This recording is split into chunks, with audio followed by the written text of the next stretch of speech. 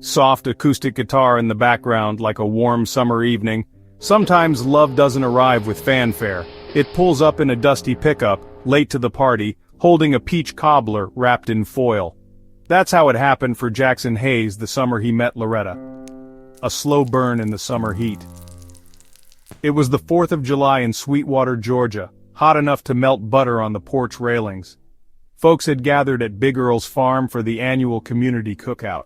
The smell of smoked ribs and grilled corn hung in the air, laughter rang out over the yard, and kids darted between tables covered in red-checked tablecloths and sweet tea pitchers sweating in the heat. Jackson wasn't planning to stay long. He just stopped by to drop off his mama's famous cobbler. But then, from across the yard, he saw her, Loretta. She was barefoot, wearing a sundress the color of wild daisies, and standing at the grill arguing with a man twice her size about the right way to flip a burger. Her laugh? It was sunshine wrapped in a drawl, and it knocked the wind right out of him. Collard greens and conversations. Later, under the string lights strung between pecan trees, Jackson found himself seated beside her, paper plates balanced on their knees. She complimented his mama's cobbler, and he, flustered, said, "Well, I heated it up. That counts for something, right?" Loretta laughed. "You cook too? I make a mean grilled cheese." "Well," she teased, "you might be useful after all." That night they sat on the tailgate of his truck talking about music, faith, and the best kind of cornbread. She swore by cast iron and no sugar, thank you kindly.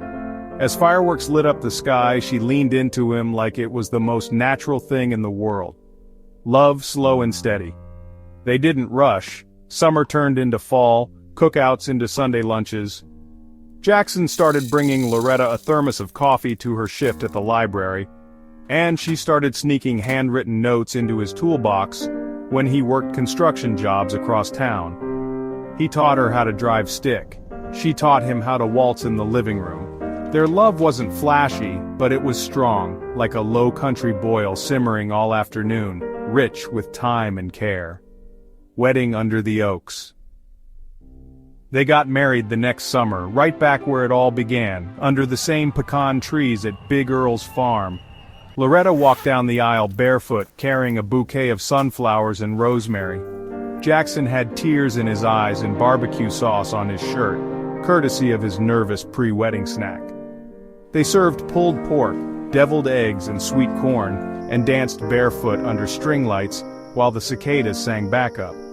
The cobbler, Mama's recipe, was served in mason jars with whipped cream and a touch of cinnamon. Forever on the front porch. Years passed, and Jackson and Loretta built a life full of cookouts, quiet mornings, and porch swings. They raised 2 boys who knew how to smoke ribs by age 10, and a daughter who grew up believing that true love starts with a shared plate and a genuine laugh. And every summer, they hosted their own cookout at home. Same date, same cobbler. Loretta still argued over burger flipping technique, and Jackson still told everyone, "I only came for the food, but I stayed for her." Because sometimes the best kind of love doesn't show up dressed in fancy.